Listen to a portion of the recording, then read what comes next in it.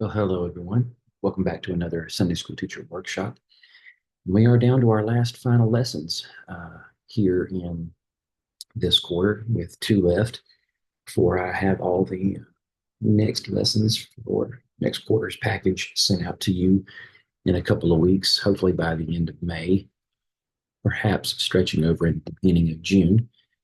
But nonetheless, after next week's final lesson for the unit, I will definitely have the following week's lesson sent to you in plenty of time before we finally move forward with the next quarter. So here we are, focusing on 1 Samuel chapter 4. The title the Gospel Project writers give us is God Disciplines His People.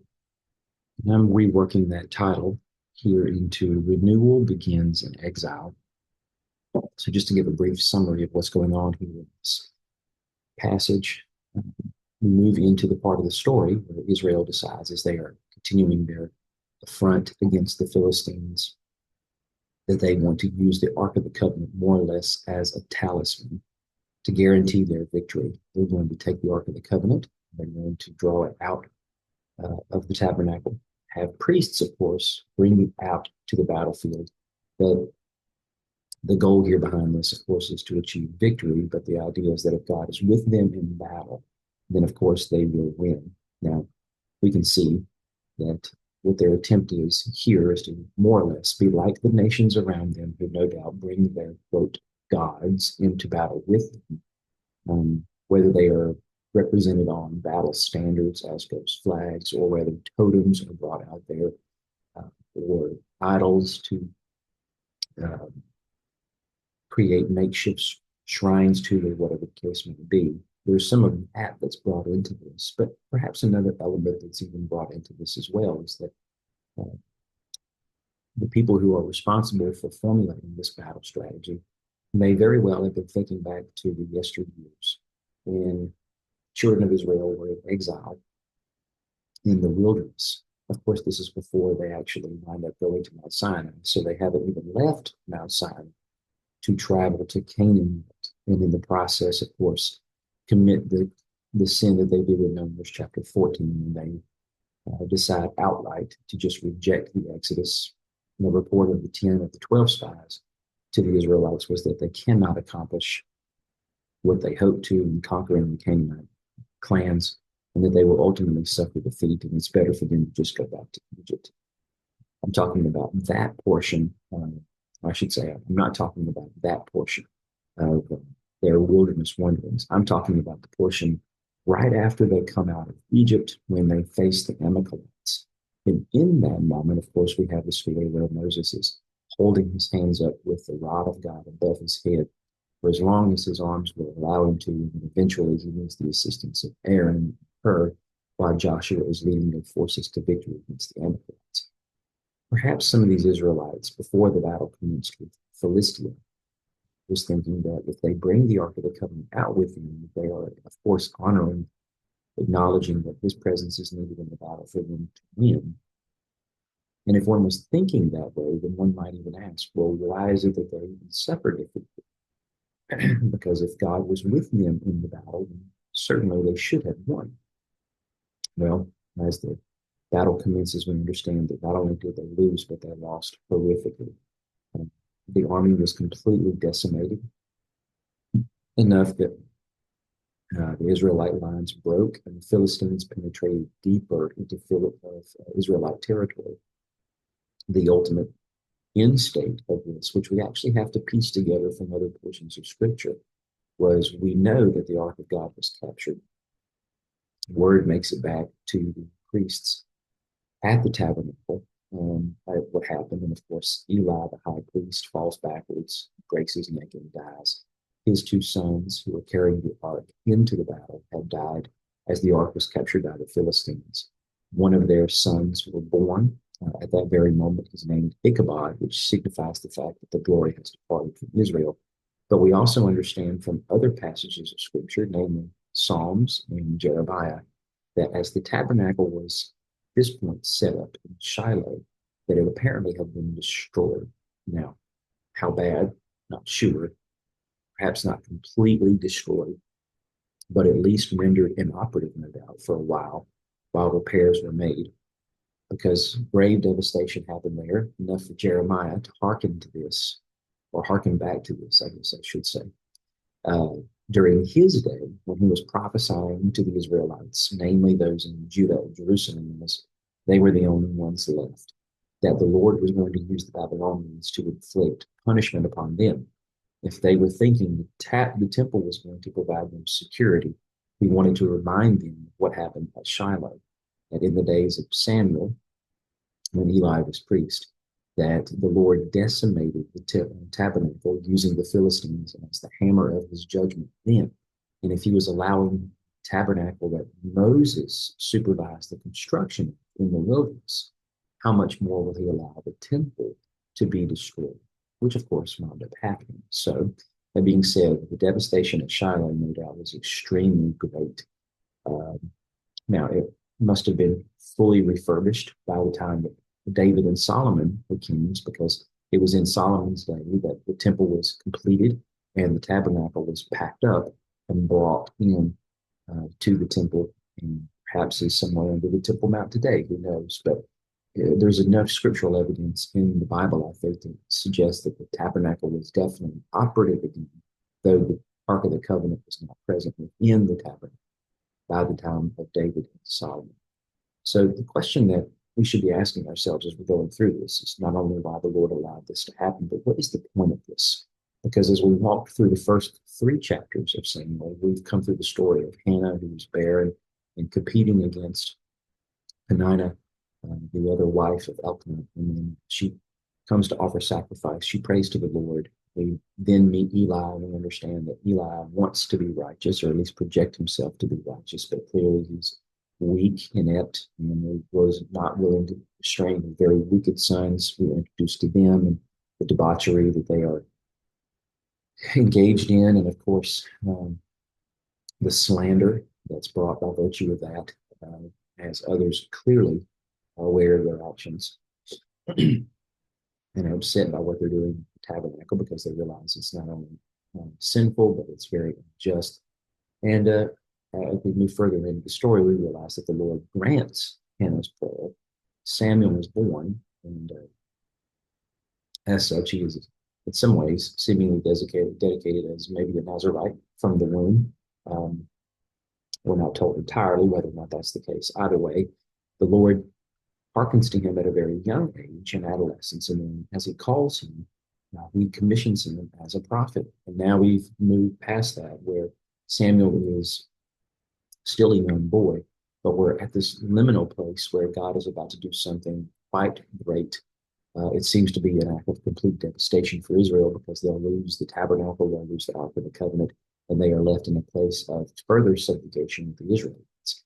But that's the reason why I give the title that renewal begins in exile, because this is yet again on par, just another bead on the great strand of this biblical theme of exile moving to Exodus. And of course, sadly, we kind of have to move back to exile again. But the goal of exile is always to produce renewal and, of course, liberation as the final, or the next Exodus movement comes along, until we move to the final Exodus movement, which is where we are now in real space and time. We are still living as exiles, moving toward the city whose builder and maker is God, when heaven and earth are fully connected once more, when the Lord himself rules and reigns amongst us at the end of the age. But that being said, we're looking at another picture of this, where Israel has imposed exile upon themselves because of what they've been doing throughout the movement of the book of Judges, which of course is what brought us into the beginning story of Samuel, because Samuel is the last and final judge of Israel, and the one before him who he succeeded actually was Eli, who had been judging Israel for nearly 4 decades at this point. So that's the reason why we're looking at it from this angle, and I would hope that you would also share this theme with your students. One thing that you could potentially pull out of this lesson would be the moral failings of Israel with respect to, yet again, they're engaged in apostasy. By virtue of that, they have walked away from the Lord, and the Lord is bringing just judgment upon them. That would not be inappropriate by no means to share, but I think that's more or less a sub theme, especially considering that we've seen that theme over and over again throughout the stories of the book of Judges, even Ruth to some extent. So by that token, I would say perhaps that might be a little repetitive if we use that theme alone, because every one of these stories is not meant to illustrate simply the moral misgivings or even the moral accomplishments of the people of Scripture, nor is it necessarily meant to highlight their acts of faith. There's not really one in this particular story, but my point is not to make that the primary issue that's being focused upon. What did the individuals within the story do? Do we mimic that, or do we turn away from it?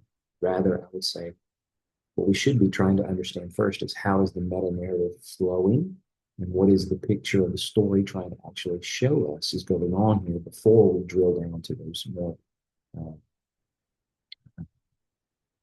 sub themes, I should say. So anyway, let's start moving from the left side of the screen to the right side of the screen. And what I'm doing here is, of course, comparing this to the movement of Israel's exile in Egypt and then their exodus out of Egypt and what the Lord was doing there. Not simply to just show you that this is a repetition of that pattern per se, but to show you almost a complete inversion of what's going on there. Because as God was bringing Israel's exile to an end while they were in Egypt and delivering them out of that, it seems that the Lord is bringing on a new exile movement. But what's also odd about that is Israel's already in some phase of exile themselves because of their continued debauchery and sin against the Lord.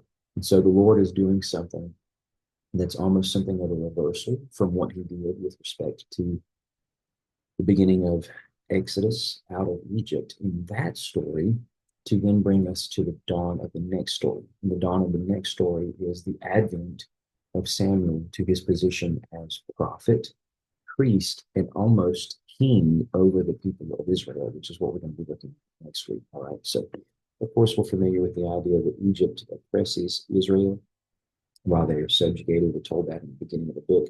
They were purposefully enslaved by Yahweh. If we go back to Genesis 15, we were told this is exactly what was going to happen. The Lord would allow this to happen for multiple reasons. But we understand that the Lord is the one who's responsible for this.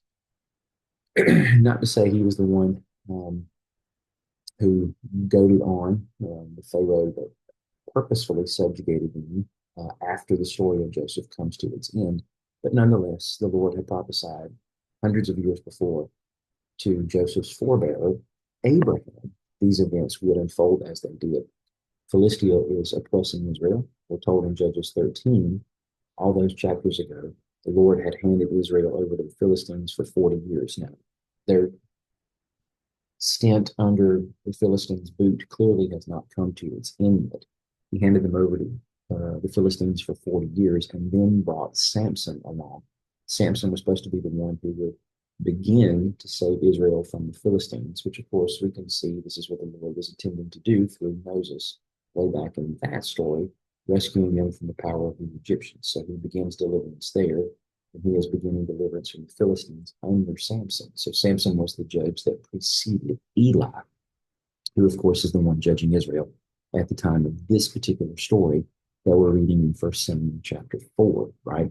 So he began the movement of rescuing them from the grip of the Philistines, but clearly the ultimate goal has not yet been achieved.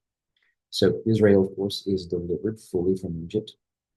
And as they come out of Egypt, remember, they are walking through the wilderness. At this point, they've already crossed through the Red Sea, and the people need water to drink. And as they come upon a spring, they sample it. They realize the water is bitter. They can't drink it. But the Lord tells Moses to just simply toss a stick into the water. And in doing so, now the water is transformed from being bitter to being sweet, not just drinkable, but sweet.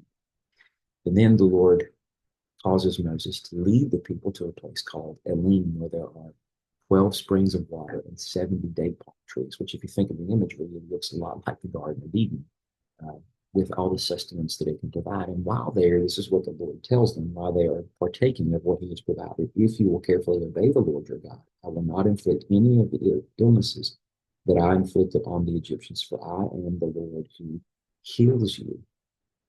So I highlight that there just to simply say this is a stark contrast from what's actually going on at the time of the Israelites entering into Canaan, conquering the land under that generation who was very faithful to Yahweh at the head, or I should say with Joshua at the head. And then after that generation completely dies out, we see a generation who apparently does not know the Lord in the intimate way the previous generation does. They fail to accomplish the goal of continuing to conquer the land and move into the areas of land that had been allotted to them, first by Moses, then by Joshua. And by virtue of that, excuse me, they incite the anger of the Lord. And the angel of the Lord visits them in Judges chapter 2, and he tells them, you were supposed to tear down their altars, but you have not obeyed me. So I'm not going to drive out these people before you. Instead, they're going to be thorns in your side, and their gods will be a trap for you. So God told them way back when they were just on the outskirts of the Red Sea, the far eastern fringes of the Egyptian empire, that if you will be careful to obey me, I will not treat you as I did the Egyptians. I'm the Lord who wants to heal you rather than inflict punishment upon you. But now the Lord has to do that in Judges chapter 2 because, again, it's to teach them a lesson. And they are choosing to impose exile upon themselves, to just assimilate into the other surrounding nation groups as if they were one of the Canaanite tribes rather than being distinctly different from them. And of course, working to continue to annihilate the practice of worshiping those demonic gods in the land of Canaan that they now have been had bequeathed to them as an inheritance, right? So then, as part of this Exodus movement, after they leave the place of the land and then they are drawn to the Lord's presence at Sinai, where the Lord descends upon the mountain in fire and smoke, he, of course, gives the Ten Commandments, which serves as the terms of the covenant marriage that God wants with Israel, which they happily agree to, though they violate God. But in the process of all this, the Lord has also given Moses a plan for building a tabernacle structure. And this tabernacle is basically meant to be a portable cosmic mountain where the Lord is going to continue to meet with Israel between the cherubim through the representative that serves to essentially represent all of Israel before the Lord, and that happens to be the high priest. In this case, Aaron is the first high priest. And so by the end of the book of Exodus, the last and final act is the Lord tells Moses to take the now completed tabernacle as goes. All the parts have been constructed or sewn together for all the fabric and whatnot. Everything is ready. And then Moses does the very thing. He sets up the tabernacle, the tent of meeting. But now what's interesting about the story that we're reading here, 1 Samuel 4, is that the Lord allows this thing to be completely destroyed. He even allows the ark of God to be captured, which if you stop and think about, may be a little confusing, you would think, right? Because if for nothing else, it's the glory of the Lord that's at stake here, right? I mean, why would the Lord allow himself to seemingly be debased uh, in the eyes of the Philistines? Well, that's how the story seems at the moment when the ark is captured.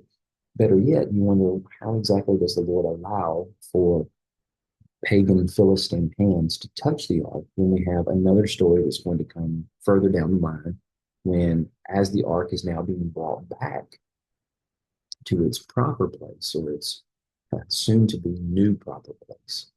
The ark had been in exile for some time after it came out of the land of Philistia, of course, delivered on the back of a driverless cart pulled by a team of oxen when it comes back across the Israelite border and it's seized by an Israelite family.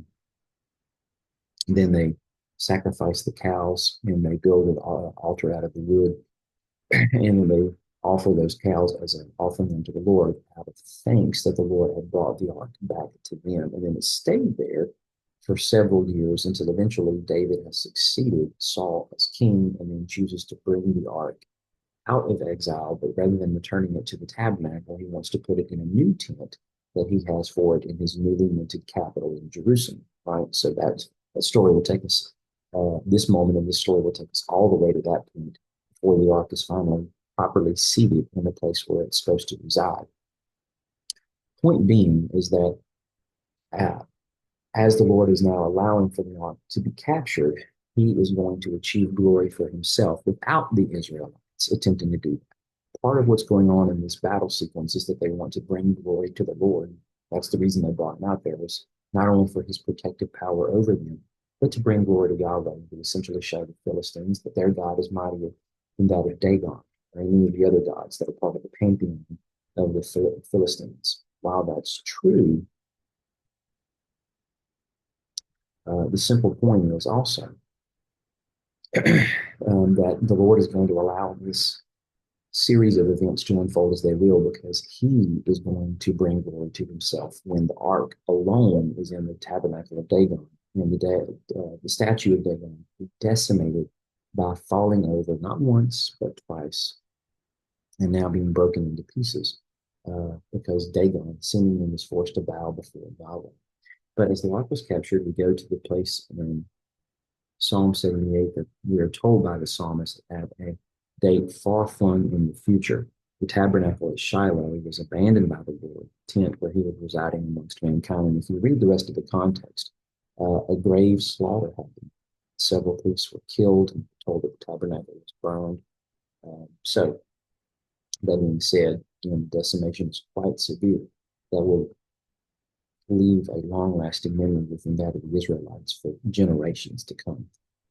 So going back to the story of Exodus out of Egypt, Yahweh is choosing to abide with his people while they are in exile. That's the point of building the tabernacle before they enter into the land of Canaan. Certainly, perhaps a more convenient thing to have done would have been to just wait till they got into the land of Canaan to then fabricate this structure once they have completed the actual conquest. I say that in part because uh, if they had just met with the Lord at Sinai, received the terms of the covenant, agreed to that, then Moses had come back down after a day or so up on the mountain, and they would not have committed the sin of apostasy and spiritual adultery by worshiping the calf. Then they could have, of course, moved on into the part of the journey where they traveled to Canaan. And let's just say they didn't commit the offense that they did in Numbers 14, that they chose. Yes, absolutely. We see now the land is filled with abundance. Yahweh is faithful in his promise. We want to go and conquer. And let's say that they did. They conquered under Moses rather than Joshua. We go from the story of Joshua and we see that the tabernacle was not constructed yet again. Let me rephrase that. The tabernacle was not assembled again in the land of Canaan until after the conquest period was close to its end. At least that's what we're kind of led to believe when we read through the book of Joshua, because there's no mention of the tabernacle being used anywhere. And I would say rightly so, because this is a mobile army that's on the move, that's engaging in battle campaigns in different parts of the land of Canaan. But then when they finally arrive at a place where the land has been subdued, then Joshua chooses to set up the tabernacle in Shiloh. And then from there, he and Eleazar, Aaron's son, are working to direct the people both militantly and religiously and civilly with respect to helping them settle into the land and begin accomplishing the goal of wiping out the remaining Canaanite tribes before they settle into those portions of the land. So anyway, point being is that in all of this, one might think that it would have been more expedient for Yahweh just to have waited until they finally got into the land to then build the tabernacle in a time of peace. That's not what he chose to do. He wanted them to have the tabernacle with them, even though if they had been obedient the entire way through this journey, that they would have been at Sinai for a year to construct the tabernacle, and then only a few months and traveling up to the southern border of Canaan. Then, who knows how many years it would have taken them for the Israelites to complete the conquest as they did under Joshua, but in this case it would have been with Moses.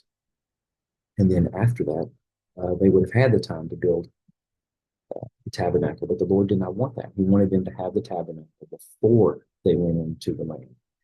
We're told by the Lord that the Lord went ahead of them in a pillar of cloud to lead them. Point being is that from the moment that they left Egypt, The Lord has been walking physically amongst them. And this is part of the reason why the tabernacle was constructed, was so that the Lord would continue to abide amongst them.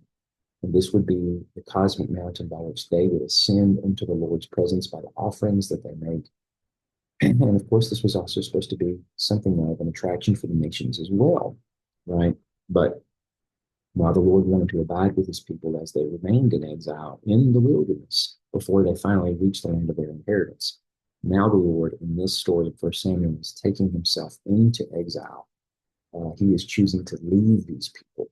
That's the reason why Ichabod is named such, is because his mother had recognized that because the ark had been captured, the high priest was dead.